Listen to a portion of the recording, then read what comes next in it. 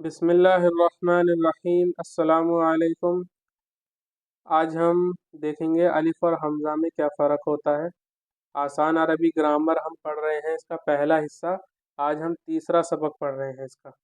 الف اور حمزہ کا فرق آج ہم جانیں گے، تو اچھے سے سمجھ لیتے ہیں۔ الف پر کوئی بھی حرکت نہیں ہوتی، جبکہ الف پر اگر کوئی حرکت آ جائے تو وہ حمزہ کہلاتا ہے۔ جیسا کہ میں نے حروف تہجی جب بتائے تھے، میں نے اسی وقت آپ کو بتایا تھا کہ الف پر کوئی بھی حرکت نہیں آتی۔ الف یہ ہے اور حمزہ یہ ہے، اور اس میں انہوں نے ایک چیز نہیں لکھی ہے، حمزہ کے اوپر اگر وہ دال کا نشان جو سکون کا نشان ہوتا ہے اگر وہ بھی آ جائے تب بھی وہ الف نہیں کہلائے گا، کیونکہ الف جو ہے وہ نرمی کے ساتھ ادا ہوتا ہے اور حمزہ جو ہے وہ جھٹکے کے ساتھ ادا ہوتا ہے۔ جیسے آ ای او، اس میں جھٹکا دیا ہم نے اپنی زبان کو، تو یہ الف نہیں ہوگا، یہ حمزہ ہوگا۔ اور ایسے ہی حمزہ کے اوپر الف کے اوپر اگر وہ دال کا نشان جسے سکون کہتے ہیں اگر وہ آ جائے تب بھی وہ جو ہے، جیسے یہ الف ہے اور یہ ہم نے وہ دال کا نشان دے دیا جو سکون کہلاتا ہے۔ اور کبھی کبھار یہ سکون جو ہے ایسے گول دائرے کی شکل میں بھی لکھا جاتا ہے، تو آپ دونوں کو اچھے سے سمجھ لیجیے، ٹھیک ہے۔ یہ الف ہو گیا اور یہ اوپر دال کا نشان ہو گیا، تو اس صورت میں بھی یہ حمزہ ہی کہلایا جائے گا۔ کیوں؟ کیونکہ الف جو ہے نرمی سے ادا ہوتا ہے، اس کو جھٹکے سے ادا کیا جائے گا۔ جیسے ایک لفظ ہے رأسن، تو اس میں جو آگے ہے وہ را کے بعد وہ حمزہ ہے اور حمزہ پہ سکون ہے، تو جھٹکے کے ساتھ ہم نے پڑھا رأسن رأسن، تو یہ کیا ہے؟ حمزہ ہے، نہ کہ الف۔ اس کے لکھنے کا ایک اور طریقہ بھی ہے، جیسے اس شکل میں لکھنا الف کو، واو اور یا کی شکل میں۔ یا اور واو الف کی کرسی کہلاتے ہیں، یعنی الف جو ہے یا کی شکل میں بھی لکھا جاتا ہے اور واو کی شکل میں، اور انہیں الف کی کرسی کہا جاتا ہے، ٹھیک ہے۔ تو یہ کسی کسی صورت میں ہوتا ہے، جیسے آپ نے قرآن کریم میں دیکھا ہوگا صلات لکھتے ہیں، صلات تو واو کے ساتھ لکھتے ہیں، اور اسی طریقے سے آپ نے دیکھا ہوگا کہ سورہ شورا ہو گئی، شورا، اس میں دیکھیے یا کے اوپر الف ہے، تو وہ بھی الف ہی ہوتا ہے، وہ یا کی شکل میں لکھا جاتا ہے۔ تو اس طریقے سے جو ہے اس طریقے سے الف کو لکھا جاتا ہے، یا اور واو کی شکل میں۔ الف آواز کو کھینچنے کے لیے استعمال ہوتا ہے اور ہمیشہ لفظ کے درمیان یا آخر میں آتا ہے، جو بھی شروع میں آئے گا وہ حمزہ ہوگا، ٹھیک ہے۔ جبکہ حمزہ لفظ کے شروع میں، درمیان میں اور آخر میں آ سکتا ہے۔ حمزہ تینوں جگہ آ سکتا ہے، الف درمیان میں یا آخر میں آئے گا۔ جیسے الکتاب میں شروع کا جو الف ہے وہ حمزہ ہے، ہما میں جو آخر میں ہے وہ الف ہے، اسألوکا میں جو شروع میں ہے حمزہ ہے، اس میں بھی حمزہ ہے، ٹھیک ہے۔ آگے چلتے ہیں۔ اس کے بعد یہ مثالیں انہوں نے دے رکھی ہیں، ان کو دیکھ لیتے ہیں۔ قال اللہ، تو قال اللہ میں جو قاف کے بعد ہے یہ الف ہے، اور یہاں پہ کچھ اور بتانا چاہ رہے ہیں، اسم کی اعرابی حالت اس کے استعمال کے مطابق بدلتی رہتی ہے، یعنی اسم کو جو جملے میں لکھیں گے وہ اعراب کے حساب سے اس کا ترجمہ بدلے گا۔ تو دیکھیے اعراب میں نے آپ کو بتایا تھا، کسی بھی لفظ کے آخر میں جو حرکت ہوتی ہے اسے اعراب کہتے ہیں۔ جیسے قال اللہ، تو یہاں پہ اللہ جو ہے اس پر پیش آ رہا ہے، تو پیش ہونے کی وجہ سے یہ فاعل ہوگا، فاعل مطلب سبجیکٹ۔ انگلش میں سبجیکٹ ہوتا ہے، سبجیکٹ کا مطلب ہوتا ہے وہ جس کے بارے میں بات ہو رہی ہو، جس کے بارے میں بات ہو رہی ہوتی ہے اسے سبجیکٹ کہتے ہیں، جس کے بارے میں بات ہو رہی ہوتی ہے اسے سبجیکٹ کہتے ہیں۔ تو یہاں ترجمہ ہوگا اللہ نے کہا، قالا کا مطلب ہوتا ہے کہنا یا کہا، تو کہا اللہ نے یا اللہ نے کہا، بات سیم ہے۔ ایسے ہی خرج سلیمان، تو سلیمان کیا ہے؟ فاعل ہے، سبجیکٹ ہے، تو یہاں پر خرجہ کا مطلب نکلنا، سلیمان نکلا یا سلیمان نکلے۔ ضرب موسیٰ زیدن، یہاں پہ موسیٰ کیا ہے؟ فاعل ہے، مارا موسیٰ نے زید کو، تو یہ فاعل ہو جاتے ہیں جب ان پر پیش آتا ہے۔ ایسے ہی اعبد اللہ، اعبد اللہ، تو زبر کس صورت میں آتا ہے؟ مفعول ہونے کی صورت میں زبر آتا ہے، اسے کہتے ہیں منصوب ہونا۔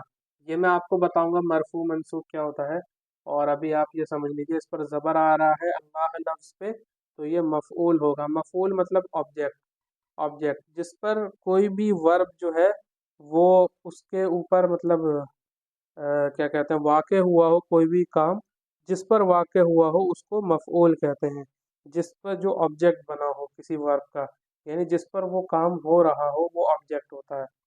تو اعبد اللہ، میں نے اللہ کی عبادت کی، عبادت تو میں نے کی، سبجیکٹ میں ہوا، لیکن جس کی عبادت کی وہ آبجیکٹ ہو گیا۔ میں عبادت کرتا ہوں اللہ کی، ہاں میں اللہ کی عبادت کرتا ہوں، اعبد اللہ، اعبد اللہ۔ ایسے ہی اخرج سلیمان، میں اخرج سلیمان، نکالا اس نے سلیمان کو، نکالا اس نے سلیمان کو۔ تو یہاں پر حرکت کا جو ہے یعنی اعراب بدلنے سے کیسے معنی میں تبدیلی آتی وہ بتانا چاہ رہے ہیں یہ۔ ایسے ہی ضرب موسیٰ زید، زید نے موسیٰ کو مارا۔ دیکھیے پیچھے میں نے بتایا تھا آپ کو پیش آتا ہے تو اس کا ترجمہ ہوتا ہے سبجیکٹ والا، یہاں پہ پیش آ رہا ہے اگرچہ تنوین ہے، اس سے آپ کو ٹینشن نہیں لینی، اور یہ صرف سمجھانے کے لیے ہے، یہ چیزیں آگے آئیں گی اور تفصیل کے ساتھ، تو آپ گھبرائیں نہ اس صورت میں۔ ضرب موسیٰ زید، موسیٰ کو زید نے مارا۔ ایسے ہی کتاب اللہ، کتاب اللہ، اللہ کی کتاب، اسے کہتے ہیں اضافت، پوزیشن کہتے ہیں اسے، پوزیشن یعنی ایک چیز کی دوسرے کی طرف جو ہے نسبت کرنا، کسی چیز کو کسی چیز کے ساتھ جوڑنا، ریلیٹ کرنا۔ تو کتاب اللہ، اللہ کی کتاب، یعنی یہ کتاب جو ہے اللہ کی ہے، ٹھیک ہے۔ جیسے کتاب زیدن اگر ہم کہتے ہیں تو کہتے ہیں یہ کتاب زید کی ہے، زید کو اسائن ہوئی ہے، تو کتاب اللہ۔ تو یہ جو اللہ لفظ ہے اس پر زیر آیا ہے، یہ اس بات کو بتا رہا ہے کہ اس کے ساتھ اس کا پوزیشن ہے، یعنی پوزیسو ہے یہ کتاب کے ساتھ، یعنی اس کا ریلیشن ہے، یہ اس سے جڑ رہی ہے۔ قلم سلیمان، سلیمان کا قلم، ٹھیک ہے۔ ایسے ہی ولد موسیٰ، موسیٰ کا لڑکا، موسیٰ کا بیٹا یا لڑکا۔ تو دیکھیے اس سے مت ٹینشن لیجیے گا، یہ آگے چل کے تفصیل میں بتایا جائے گا کہ سلیمانی کیوں نہیں ہے، یہ سب آپ ٹینشن مت لیجیے، بس یہ حرکت بس بتانا تھا اور تھوڑا سا ترجمہ بتانا تھا اور کچھ نہیں تھا۔ اور آگے چلتے ہیں اب حروف کی قسمیں، حروف کی قسمیں۔ تو حروف جو ہے وہ میں نے بتایا تھا 28 ہوتے ہیں، اس میں یہ دو طریقے سے تقسیم ہوگا، 28 حروف کو دو جگہ تقسیم کیا جائے گا، تا سے لے کے نون تک، یہ تا، سا، دال، زال، را، زا، سین، شین، صاد، ضاد، طا، ظا، لام، نون، یہ کہلاتے ہیں حروف شمسی، یہ حروف شمسی کہلاتے ہیں۔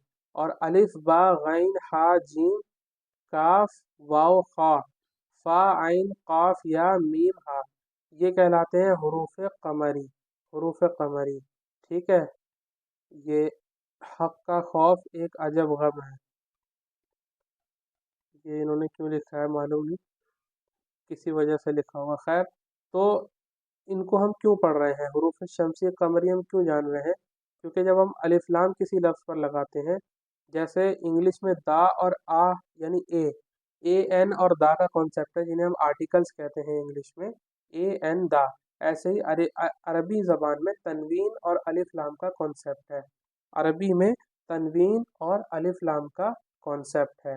تنوین میں نے بتایا دو زبر، دو زیر، دو پیش کو کہتے ہیں، اور تنوین جب ہٹتی ہے الف لام جب آتا ہے، جب الف لام کسی لفظ پر آتا ہے تو تنوین ہٹ جاتی ہے، اور اس پر اگر دو پیش ہوں تو سنگل پیش رہ جاتا ہے، دو زبر ہوں تو سنگل زبر رہ جاتا ہے، ٹھیک ہے، اور اگر دو زیر ہوں تو اس پر جو ہے سنگل زیر رہ جاتا ہے، جیسے یہ ہے دو پیش ہے، تو اگر اس کو ہم اس پر الف لام داخل کریں تو یہ سنگل پیش رہ جائے گا۔ ایسے ہی اگر دو زبر ہو تو سنگل زبر رہ جائے گا، دو زیر ہو تو سنگل زیر رہ جائے گا الف لام لگنے کے بعد۔ الف لام لگنے کے بعد تنوین نہیں باقی رہتی ہے، تنوین تبھی باقی رہے گی جب الف لام نہیں لگا ہوا ہے، جیسے شمسن کے ساتھ الف لام لگایا تو الشمسو ہو گیا، اور اگر واو اس سے پہلے لگا دیا جائے تو الشمسو کا یہ حمزہ بھی نہیں پڑھا جاتا ہے۔ یہ چیز آپ کو آگے بھی پتہ چلے گی، یہاں بھی بتایا جا رہا ہے تاکہ آپ اچھے سے سمجھ لیں اس چیز کو۔ دیکھیے واو لگا دیے جب شروع میں تو والشمس ہو گیا، الشمس نہیں ہوا، الشمس نہیں ہوا، والشمس ہو گیا۔ تو یہ جو شروع میں حمزہ آ رہا ہے شمس میں جو الف لام کا تھا اصل میں، وہ بھی نہیں پڑھا جاتا ہے جب کوئی कोई भी लफ्ज़ आ जाए, वाव तो मिसालन दिया है इन्होंने मिसाल के तौर पे। तो ये मेरा बताने का यहाँ मकसद है कि हुरूफ शमसी और हुरूफ कमरी होते हैं। जब अलिफ लाम दाखिल होता है इन पे दोनों पे, हुरूफ शमसी या कमरी, तो तनवीन तो अलिफ लाम लगने से जाती ही जाती है, लेकिन क्या फ़र्क आता है इन दोनों में। शम्स जो है ना, इसमें लाम नहीं पढ़ा जाएगा, और उसी हर्फ को जो हुरूफ शमसी में से है, अलिफ लाम के बाद अगर इनमें से कोई हर्फ से शुरुआत हो रही है, हुरूफ शमसी के किसी हर्फ से, जैसे अशम्स में शीन है, शीन, ठीक है, इससे शुरुआत हो रही है, तो लाम नहीं पढ़ा जाएगा, इसी को दो बार पढ़ा जाएगा तजदीद के साथ। जैसे अशम्स मैंने कहा, अशम्स मैंने कहा, मैंने अल शम्स नहीं कहा। तो ये होता है हुरूफ शमसी, इसको कहते हैं हुरूफ शमसी। और हुरूफ कमरी क्या होते हैं, जैसे मैंने कहा अल कमर, अल कमर, तो इसमें लाम पढ़ा गया, ना कि मैंने अब कमर नहीं कहा, मैंने अब कमर नहीं कहा, मैंने अल कमर कहा, तो इसमें लाम पढ़ा जाएगा अल कमरी, यानी अल कमर हुरूफ कमरी में, और हुरूफ शमसी में लाम नहीं पढ़ा जाएगा, बल्कि वही हर्फ जो हुरूफ शमसी में से आया है अलिफ लाम के फौरन बाद, उसको दो बार पढ़ा जाएगा। तो उम्मीद है ये आपको क्लियर हो गया होगा। यहीं पे एक मिनट आगे इसकी थोड़ी सी प्रैक्टिस है, ये इसको देख लेते हैं, उसके बाद सबक को मुकम्मल करते हैं।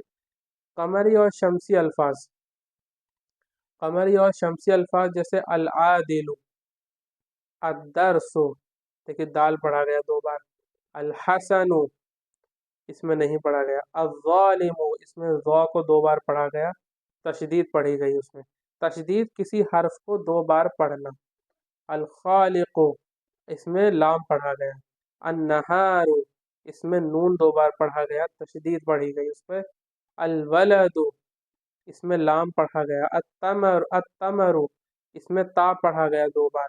अल्फासिकु, इसमें लाम दो बार पढ़ा गया। तो उम्मीद है आपको शमसी और कमरी अच्छे से समझ आ गया होगा कि शमसी वो होते हैं जिसमें अलिफ लाम के फ़ौरन बाद जब कोई भी हर्फ जो हरूफ शमसी में मौजूद है आ जाए फ़ौरन अलिफ लाम के बाद, तो उसे दो बार पढ़ा जाएगा, यानी तशदीद उस पर पढ़ी जाएगी।